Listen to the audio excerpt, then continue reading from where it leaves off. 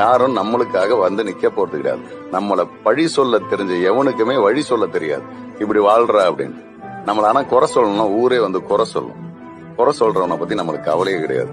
விழுந்து கிடந்தால் சிலந்தி கூட நம்மை சிறைப்பிடிக்கும். எழுந்து நடந்தால் எரிமலையும் நமக்கு வழி கொடுக்கும். முடியாது என்று நினைத்துவிட்டால் மூச்சு காற்றும் நின்றுவிடும்.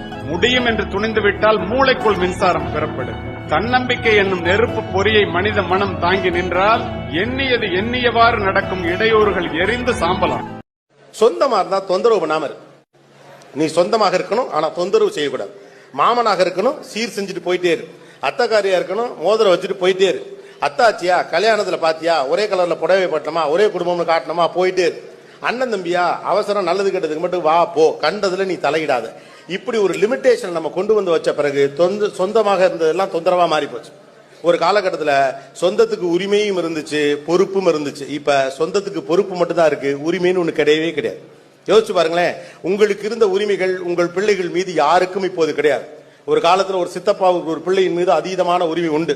அவன் நினைச்ச வட்டியெல்லாம் முடிவிட்டிட முடியாது. அப்பா கூட விட்டுவார். கண்ணா அப்படின்னா இப்படி கிராஸ்ல விட்டு அடிச்சுட்டு வந்தானா செவில்ல ஓங்கி சித்தப்பன் ஓங்கி அரைஞ்சு போடுவான். குடும்ப கௌரவம்டா அப்படின்னு அடிப்பாரா இல்லையா? இப்ப கை வைக்க முடியுமா? நான் பெத்த பிள்ளைய நானே அடிச்சதில் அவர் எப்படி அடிக்கலாம்? நீங்க அண்ணி ஸ்டார்ட் பண்ணிடும்.